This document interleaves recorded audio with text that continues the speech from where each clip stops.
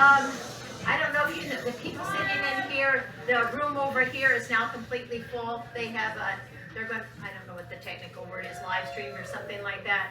Ron and I usually do a little bit of housekeeping right at the beginning. We'll make this quick. We'll talk about some upcoming events. We'll sort of do them in chronological order. So Ron gets to go first.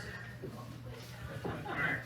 Well, as most of you know, I'm participating in the program tonight, but then in October, our next Thursday evening program on October 12th, we'll focus on my trip out to Oklahoma and Kansas and my time meeting with the Wyandots in the Delaware out there. And then October 19th, we'll continue our murder theme for the year when I talk about the death of William Johnson, aka the Celery King. And then following that, we have our annual Veterans Day program, and during the Veterans Day program, we will draw the winning tickets for our 2023 raffle. So if you haven't bought a ticket, we have several here.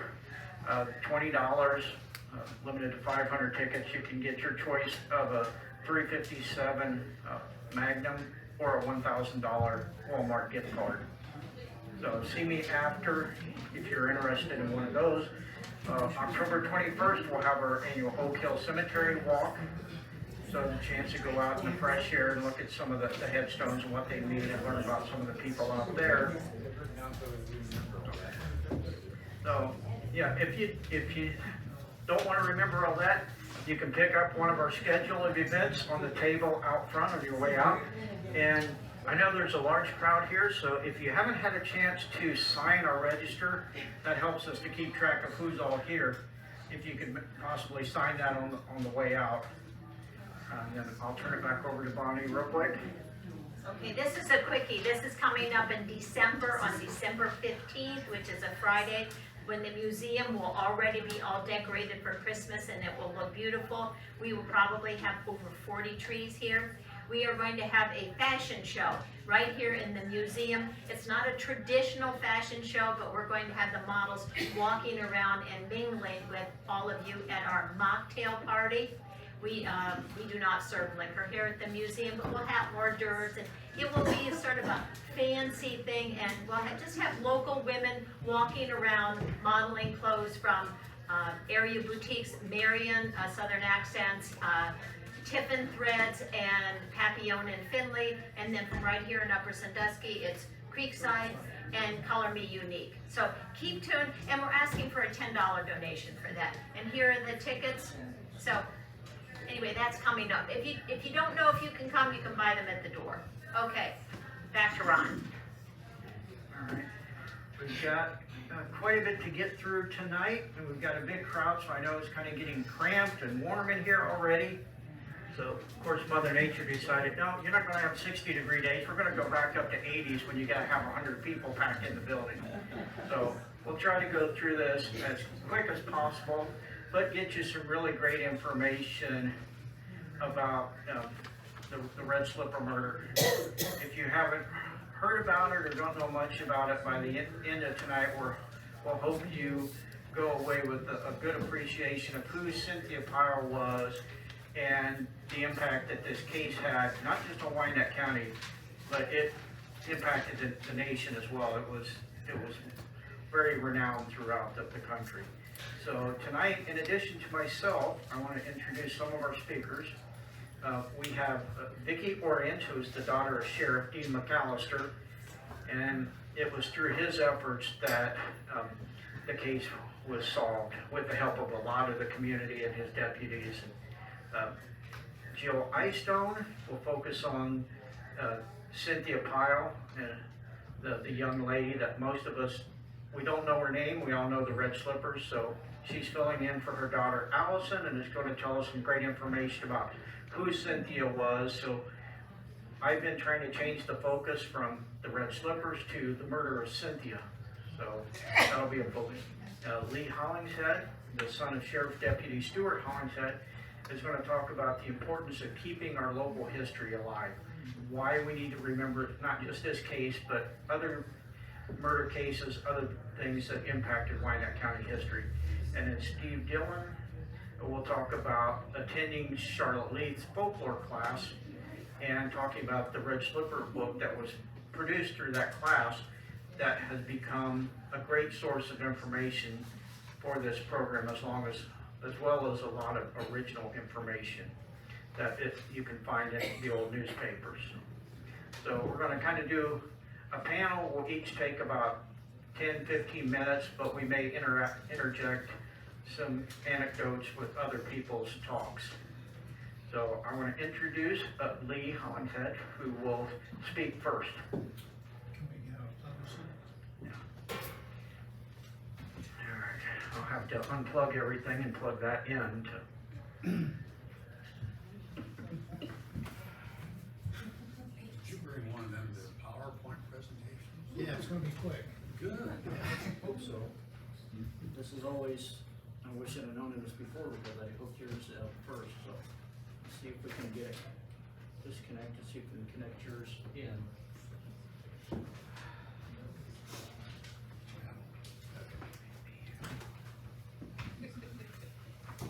Cross your fingers that this works. This technology and I don't always work, but There we go. That's you. That's today. That's me and that's today. it's got a slide thing if you got it. I'll just hit the,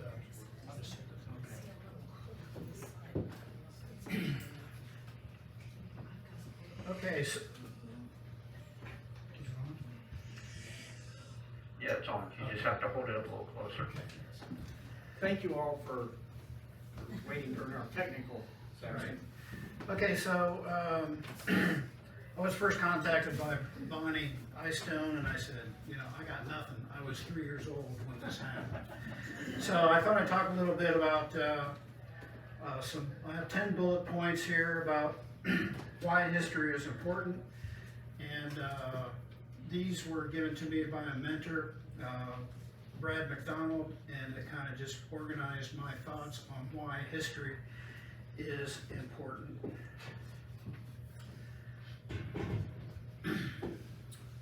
We try and study the events of history to get a greater perspective of them, and that's why we're all here tonight. It changes the way we think towards gratitude, patriotism, and even our sense of being.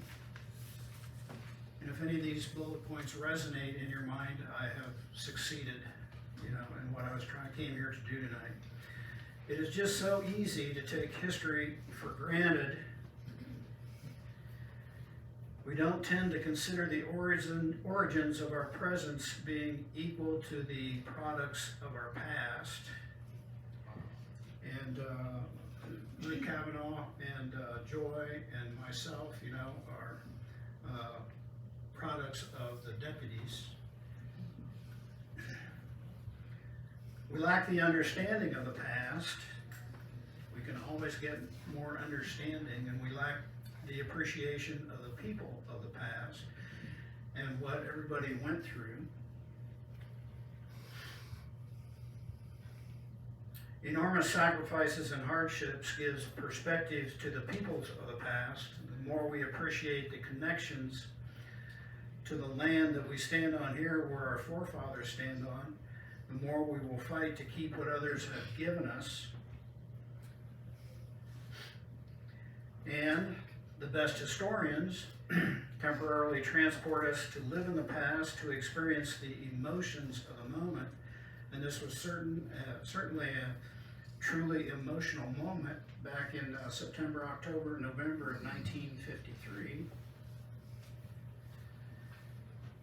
We can see that there are often decisive moments in the past. And these moments was what are called seminal moments that affect the outcome of war. And I'd like to introduce you to the entire Wyandot County Sheriff's Department in the seminal moment. I pulled this out of Ray Godfrey's pictorial memoirs, or pictorial history of Wyandot County that he did for 1976, the bicentennial. And the caption on this picture was taken in August of 1953. And And these men, Stuart Collins said from left to right, Phil Kavanaugh and Sheriff Dean McAllister. They only had 2 squad cars. And you probably remember, some of us old timers remember exactly how the jail looked back at that time. But this was in August of 1953, and none of them had any idea of what was coming next month. The Wyandot history, or the Wyandot County Red Slipper murder case, 1953. So on, try and get you plugged back in here.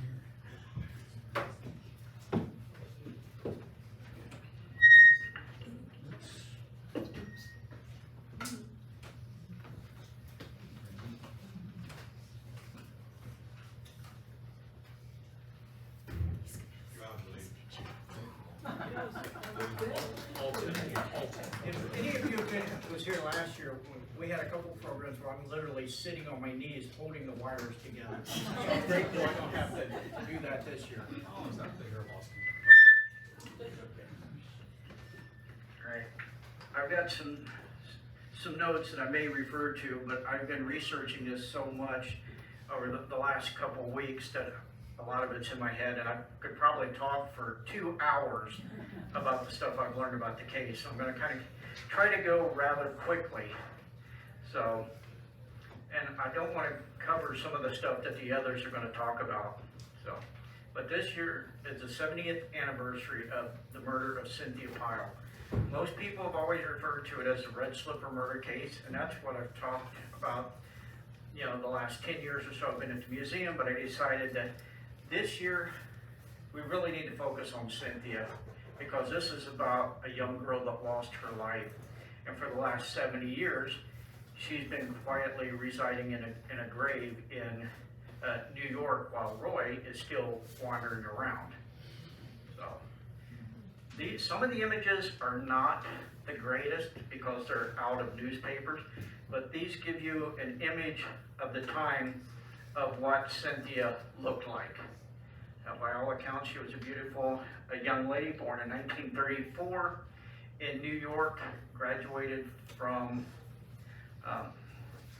the White Plains High School, and then decided to go to Ohio Wesleyan in Delaware.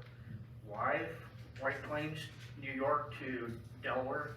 I'm not sure. I know. Okay, well then you get to tell that story coming up. Just like, Her brother graduated from Ohio Wesleyan. okay, brother graduated from Ohio Wesleyan. Okay. Robert. Brother?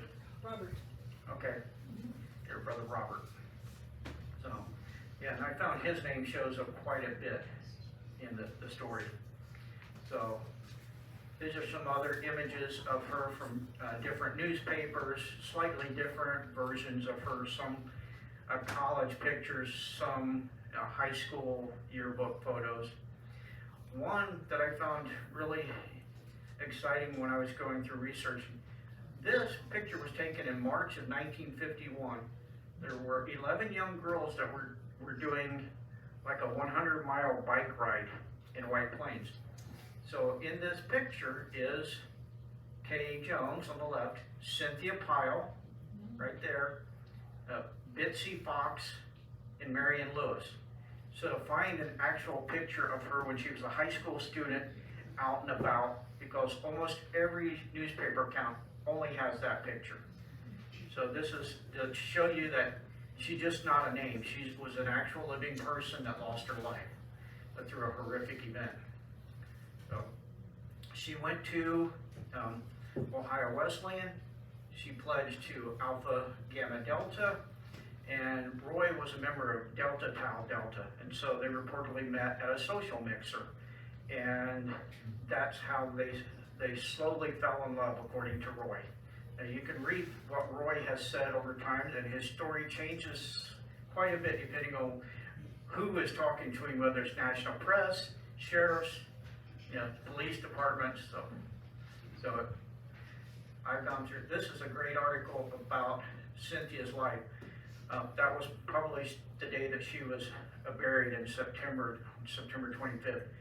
According to her parents, no one had ever interviewed them about their site. Everything that was attributed to them, according to Robert, was all just made up. And so you'll see a lot of pictures in the newspapers of Roy's parents, but I've yet to see pictures of Cynthia's. So when her body was discovered and the case was kind of broken, it was national news. So of course you can imagine, you know, places like Upper Sandusky and the Marion Star, its headlines. But it also made the New York Daily Times, the New York Daily News.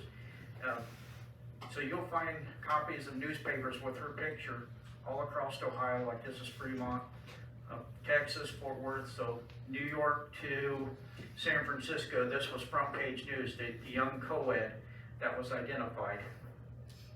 So she had actually bought the famous red slippers that are on display. She was a Girl Scout leader, and she had just finished camp on August 20th. So the 22nd, they went out and bought shoes at the Lazarus store. The 24th of August, she left Ohio to go to, or left New York to go to Ohio. And then it was in September, she decided to go surprise Roy. So they went down, they had arranged to meet. They were going to get together. She took a bus down, and Roy met her at 1:35 a.m., reportedly the only bus that she could get. Roy did not want anyone to know she was there because, according to him, she was pregnant and they were going to go off and get married. They did not want either of their parents, who were both opposed to the relationship. They thought they were too young to get married. So she came down. He said he didn't want to put her in a hotel room because too many people knew her, she'd be identified. He couldn't find a cheap motel that he was willing to pay for. So he decided she'd stay in the shack near the football field. This is the ramshackle shack that she stayed in for several nights in September. And here you can see in the back corner is part of the goalpost from the old football practice field. So she stayed in this shack, and Roy said, stay here, don't let anybody know you're here, and then a couple of days later we'll take off and we'll get married. Well, she agreed, she stayed in there. Supposedly a couple of days later she got bored, she went out for a walk and saw a couple people she knew, and she kind of gently waved but stayed away. But this gentleman that she did not know struck up a relationship with her and discussed. So when Roy got back, according to him, they met at the football field. After having sex, they met out there and they had a discussion, and she eventually told him that someone had seen her. He was a little upset, and they got into a verbal argument. According to Roy, she slapped him, so he punched her, started to strangle her, and choked her out. And when she went limp, according to Roy's confession, that, well, I thought she was just playing, so I went for a drive for about 15-20 minutes. I came back to the field, she was still limp. So he picked her up, put her in the back of his 49 Plymouth coupe, and just started driving up north on State Route 23. He turned off the road and was looking for a place to kind of get rid of her. According to what he told the police, he checked her on her a couple times to see if she was breathing. One time she moaned, so he stopped to get a big metal pipe, and when he came up to the area, he pulled off of what was County Road 42F. There was a wooded area, so he drug her body out, bashed her head in with this pipe. According to the coroners, left 17 gashes. Some of the reports said that she was stabbed, but it wasn't stabbing, it was all these gashes from this pipe.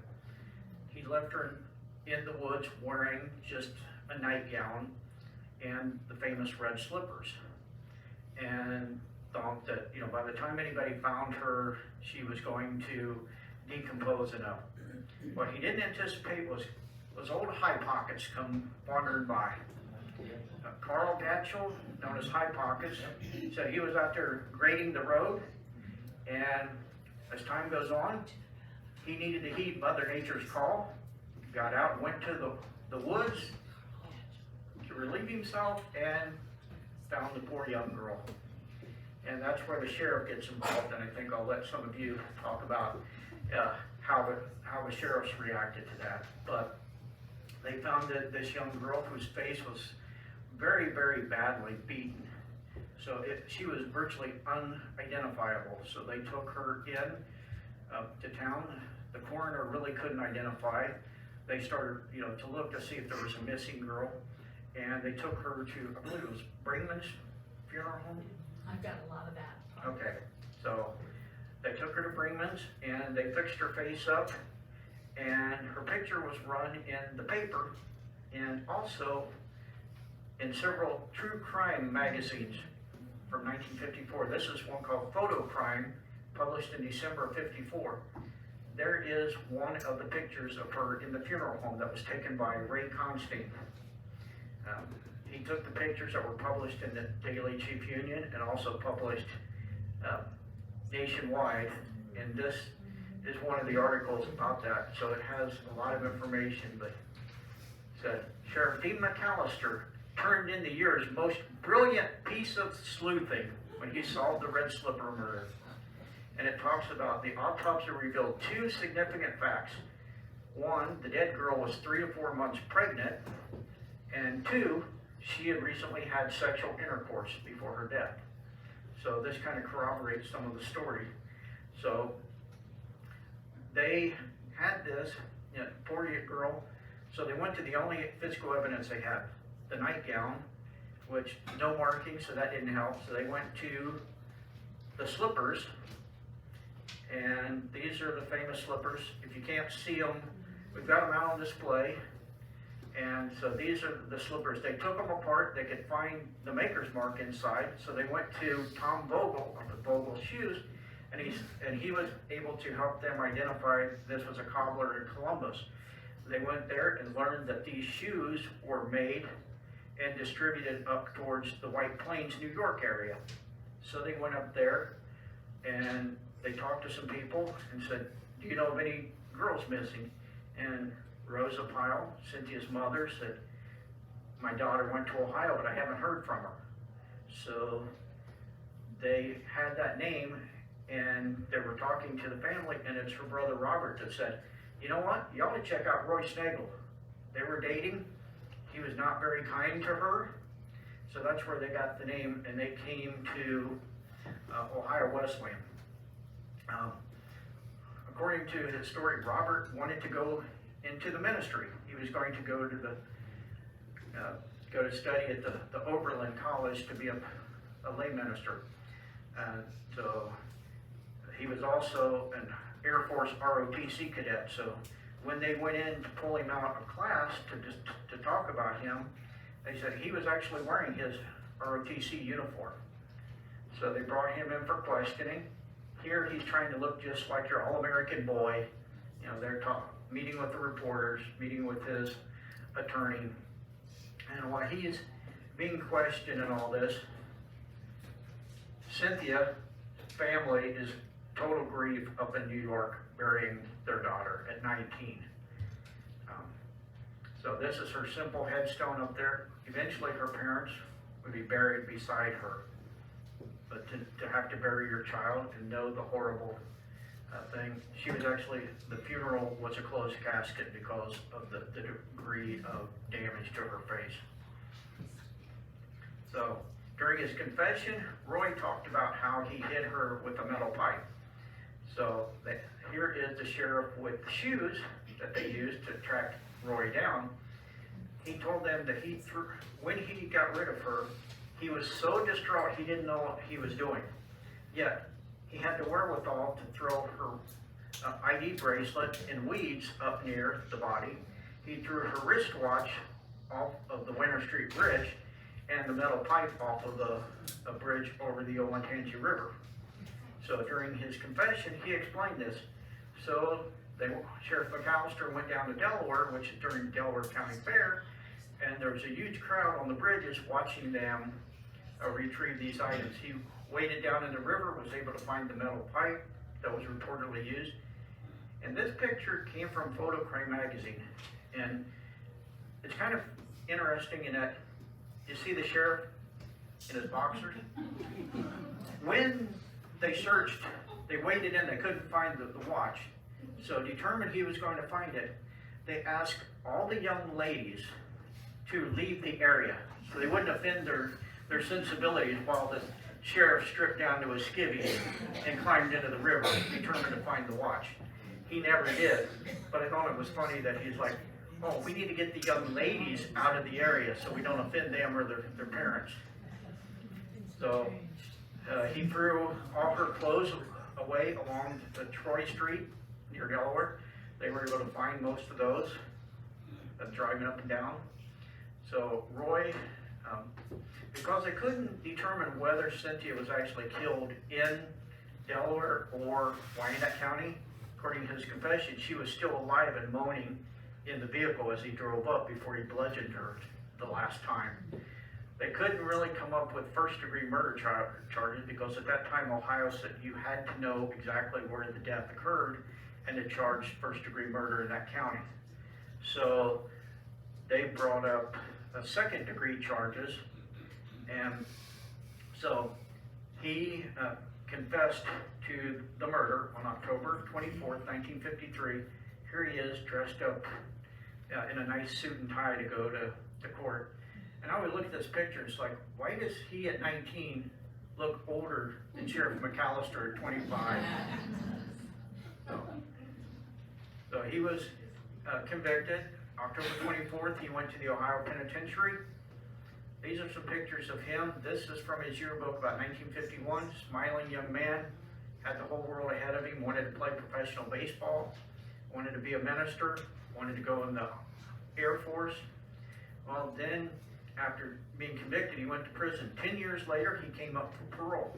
Now, Robert, in an interview, said he really wanted them to be able to charge first degree. He said because he'd have to spend at least 20 years in prison before parole. If he did second degree, he'd get out in 10 years. What Robert didn't know was how exact he would be.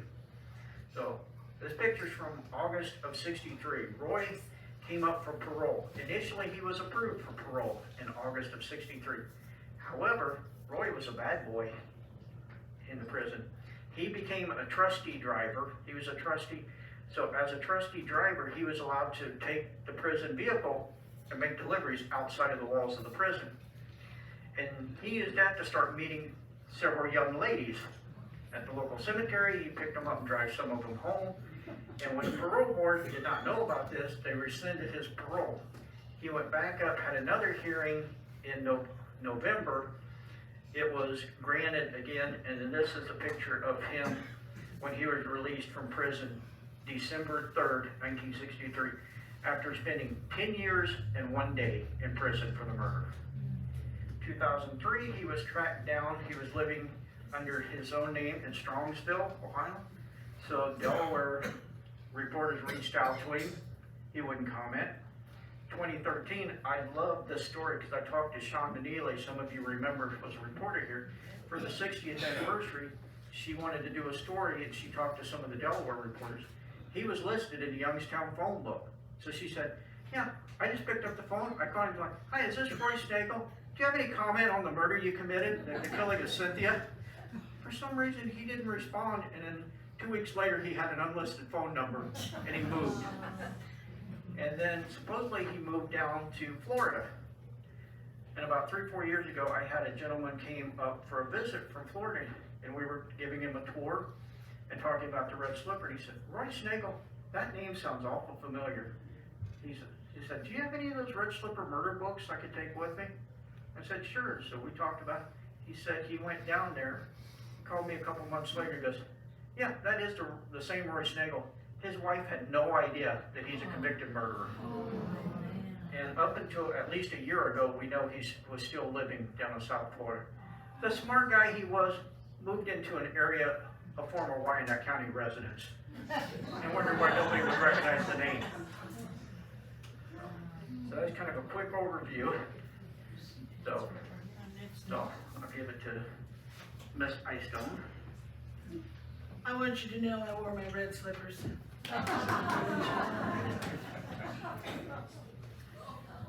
So, I wanted to know about Roy and Cynthia.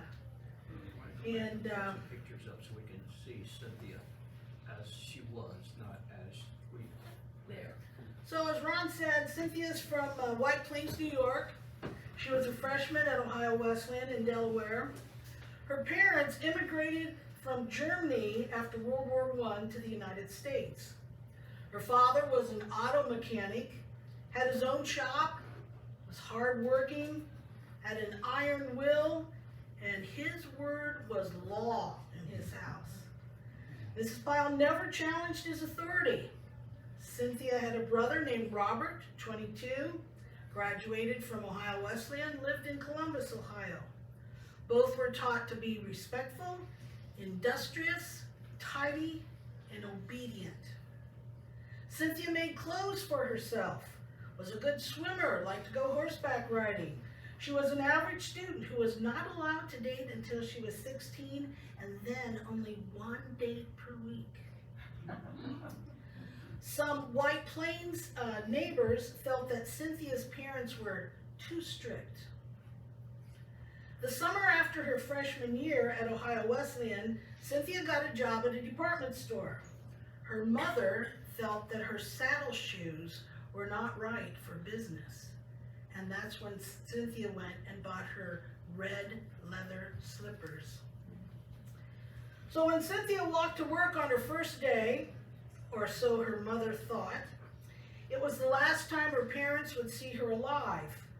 She was actually taking either a plane or a bus to Cleveland so she could be near Roy. That was Saturday, August 22nd, 1953. Now Roy Schnagel was also 19, from Mayfield Heights. He was the model boy. He was given everything he wanted by his mother, except freedom and emotional privacy. The Schnagels were American-born and followed the tradition of making their only son the household god. Newspaper articles referred to Roy as the Golden Boy, a handsome youth in his ROTC uniform. Roy Sr. was an engineer that worked for the Cleveland News. He'd grown accustomed to living in his wife's shadow, Mildred. Even sounds like a, doesn't it, you know? Mildred. She was stout, generous, easy laughter, easy tears mother, and she spent all of her attention on Roy Jr., who she nicknamed Skip. Roy had a series of girlfriends from the age of 14 on. He was class officer at school, played baseball, and was on the school paper. Where Cynthia was led, Roy was pampered. Roy would never come out and get Cynthia once they started dating.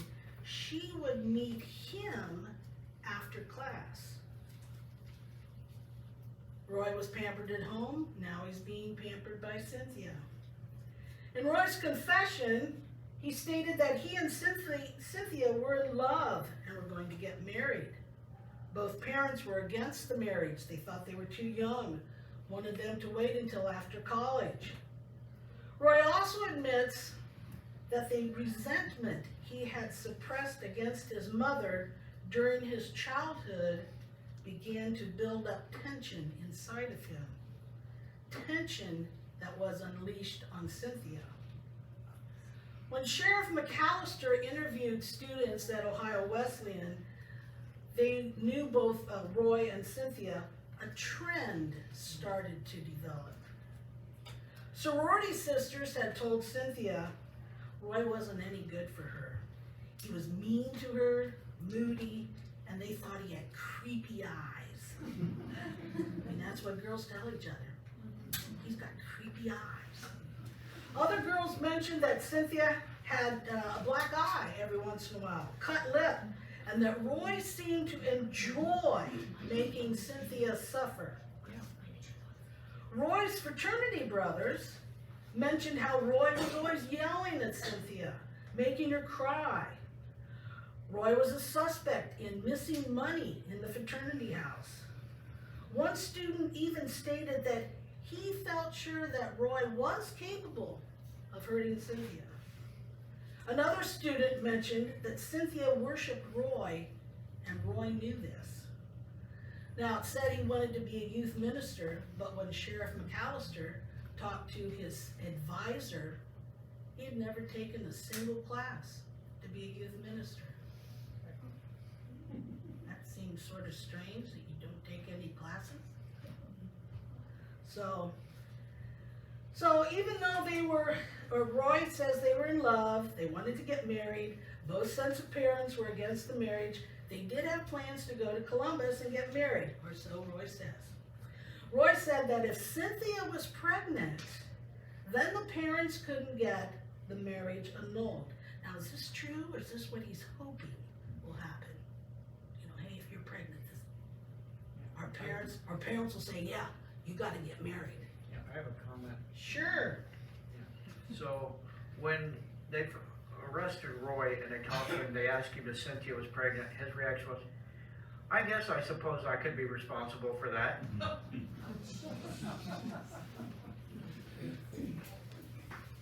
Now, this next part is all my opinion and conjecture, okay?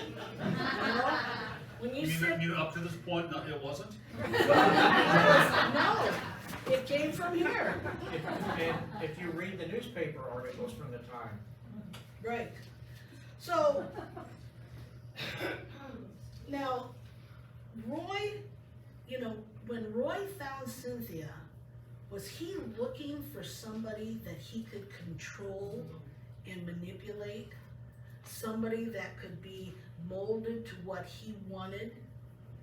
Was it his plan to get back at his mother's domination? Cynthia adored Roy and was used to being told, doing what she was told. Now, in 1950s, a single, unmarried woman pregnant, that was taboo, that was bad, couldn't do that. So it's estimated Cynthia got pregnant the July 4th weekend, and the Pfeils had invited Roy to come to White Plains, New York for the 4th of July weekend. So it works out to being 3 to 4 months pregnant. So because of that taboo of being pregnant, did Cynthia put pressure on Roy about, I'm pregnant, you gotta marry me? Even though the parents were against it? If Roy loved Cynthia so much, why force her to stay in that dilapidated shack? I mean, come on, that place is a dump. I mean, most people wouldn't even put their dog in there. Why not get her a hotel room? When Cynthia was supposed to stay hidden in the athletic shack on campus, but was seen by a passerby, that's when Roy said he snapped. You were supposed to be quiet, hidden. No one was supposed to see you.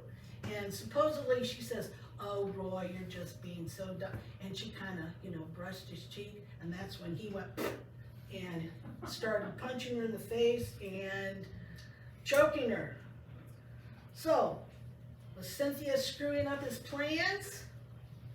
Was the shine of the golden boy getting tarnished? It's just an idea. You're next. Yeah, but Lee's gonna hold the microphone for me. Let me get out of here first. There we go.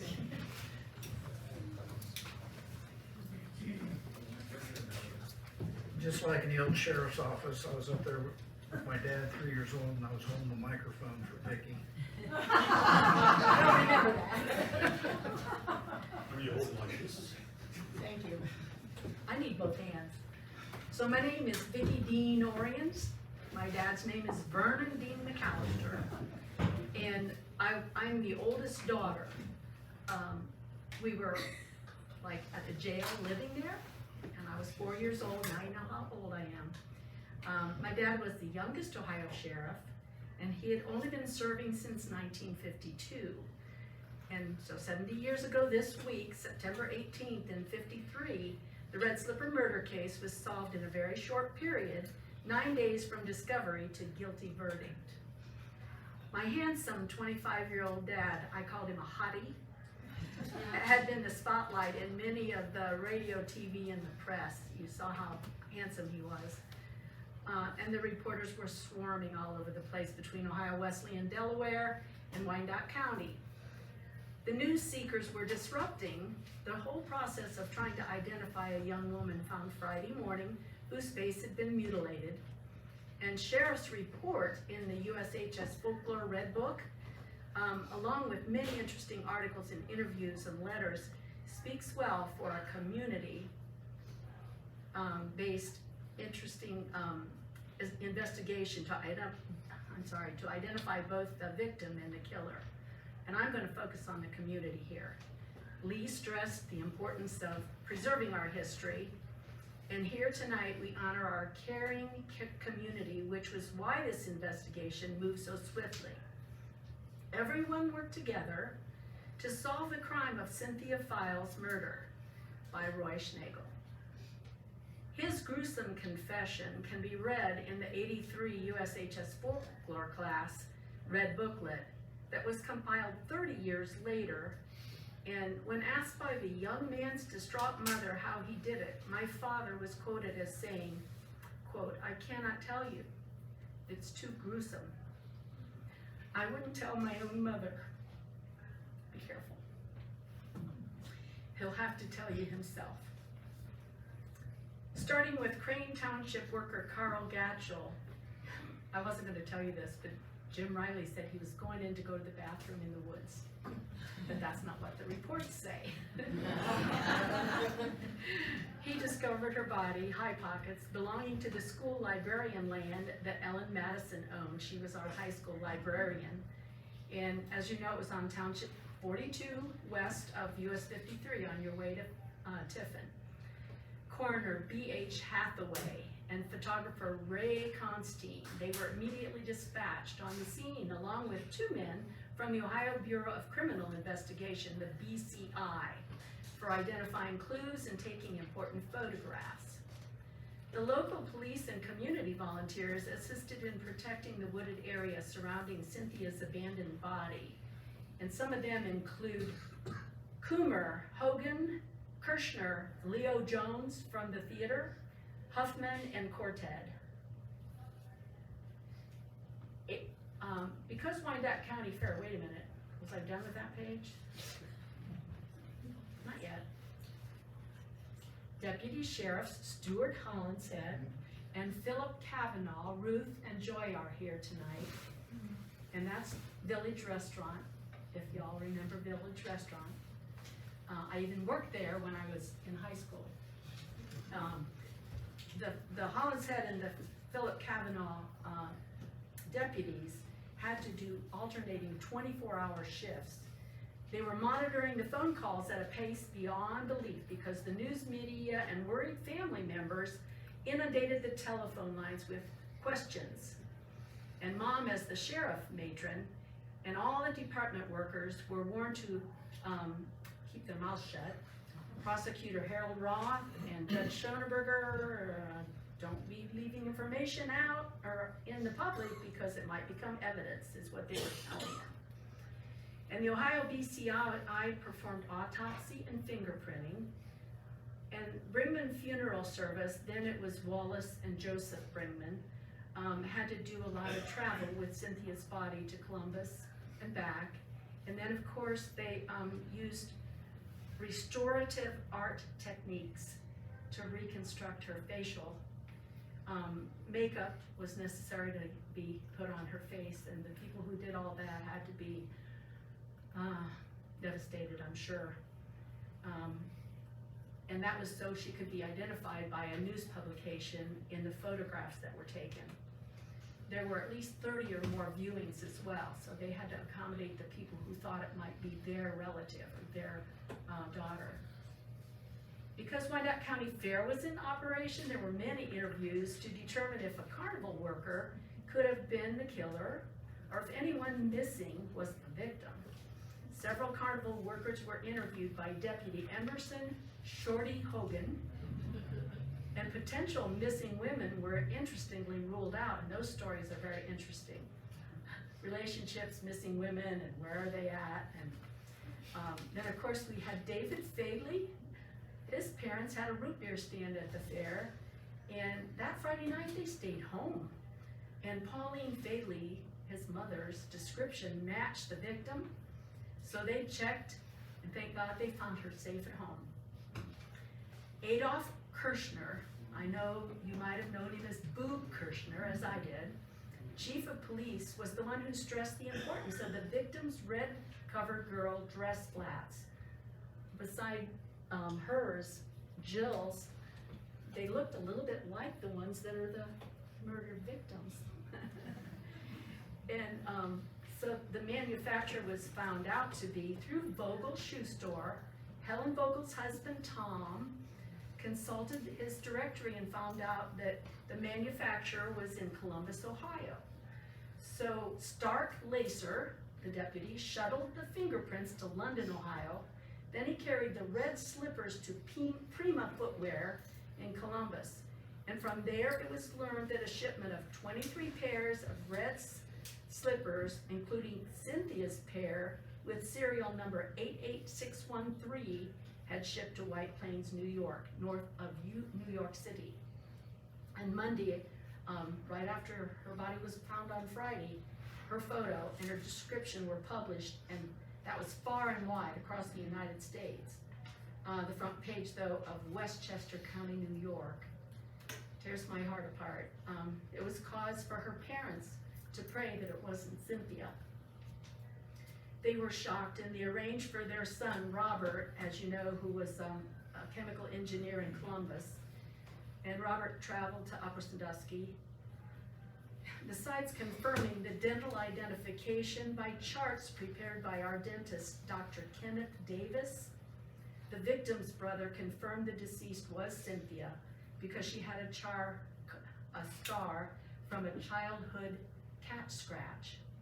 And she had been attending Ohio Wesleyan. Her boyfriend was Roy Schnagel. Deputy Sheriffs Calvin Swartz, Captain, no, these are policemen.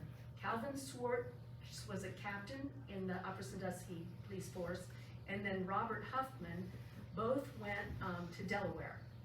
And in the Ohio Wesleyan Dean's office, they requested to see Roy Schnagel, who arrived in his ROTC uniform. Schnagel was driven to Upper Sandusky, and when he was listening to the police talk about a victim, he actually asked, "Oh, you mean Cynthia?" Along with Harold Roth, the local prosecutor, interviews with Schnagel were conducted by Marion County Police Department Captain Justin Cornelli. He was from Kirby originally. And he had been a special agent in the U.S. Army Criminal Division during World War II in the Philippines. They were able, after a long interrogation, to draw out a confession which was 9 typed pages long. And City Patrolman Paul Taylor and Phil Cavanaugh walked the ditches because they had to borrow a nice Jeep from Dale Corted, Dale's Golf, to be able to do this search. They were looking for her clothing and her jewelry because they weren't sure where it might be. By his confession, however, and Schnagel's description, the iron bar used to mutilate Cynthia's identity was retrieved by my dad. And as you saw that from Ron's PowerPoint. Thursday's Cleveland Plain Dealer, thanks to Lee's dad, it was from September 24, 53, published a lengthy coverage by the reporters. They were there, watching. And this is a quote. In Olentangy River, beneath Witter Street Bridge, McAllister recovered a 4-foot-long iron poker, 1/2 inch thick with a hand grip. And in swimming trunks, and I believe these were borrowed, the sheriff plunged into the chilly river for 3 hours trying to locate Cynthia's bracelet and watch that Schnagel said he had tossed in the river 2 miles south of the athletic field. My mom's 93 right now, and she goes back and remembers this stuff, even though she's with dementia. She doesn't remember short term, but she goes back and she was so tickled to see the Carrie Progressor Times. So she's the hit out at Wyandot Skilled Nursing right now. Everybody's calling her the sheriff's wife. But she said, her quote, like living in a playhouse, flooded with news reporters. But our cohesive and cooperative community reached a conclusion in only 9 days from the discovery to conviction, despite being ridiculed by some of the bigger city and national news reporters. Now, here's where I might get choked up because I'm not really sure I should share this, but after reviewing the Red Book and the students and Cynthia's descriptions that all happened, I was told by Mom and Dad that after serving in the penitentiary for 10 years and 1 day, Roy Schnagel visited and he offered gratitude to my dad and our community for setting his life on the right track. But then, after reading the grand jury interviews, I've got the list on the back of this, and Harold Roth's letter of October '53, the explanation of the legalities, I find it hard to believe he was sincere. And I'd like to have you know the grand jury. Earl Orweiler was the foreman, and Russell Poole, L.D. Briceley, A.J. Shawelker, Nina Luzader, Justine Wolford, Pauline Wickizer, Stella Searfoss, Fred Eyestone, Tom's around here, and John Eyestone, Martha Enders, Edna O'Brien, Florence Oates, W.W. Armstrong, Hattie Lenhart. Those folks had to decide that second degree was going to work, but a couple of them had written down they believed he should have been a first-degree murderer convicted for life. So, thank you, Lee Hollinshead, for giving me that dandy 1953 newspaper that his dad, Stuart, had kept, and it was helpful in adding to the Red Book. That plain dealer is a keepsake that he gave to me. And Jill Eyestone's daughter, you wonder why Allison Diem's name is in all the news? I forgot to tell them that Jill was going to be replacing her daughter. But back in her college days, Allison had an award-winning screenplay about the Red Slipper murder case. So she was going to do it, but her plate was full, and thank God that Jill stood in for her daughter. And of course, Ron Marvin's great stories about Schnagel and avoiding contact recently, ducking. But now I get the opportunity to introduce Steve Dillon, because when Charlotte Lee left town, by the way, she just got back from the Ukraine, she had just taken a trip again with the usual group, you know who I mean. Anyway, the folklore class, their briefing and their recorded information put together by the Red booklet, it's got selection of news and documents and interviews, and it's available here at the museum. And Steve's going to tell us about it a little bit. You had some things passed around that Betty Snyder had written, but Steve was in that class, and Charlotte wanted Steve to be able to speak to you about this. Otherwise, I thank you so much for being here.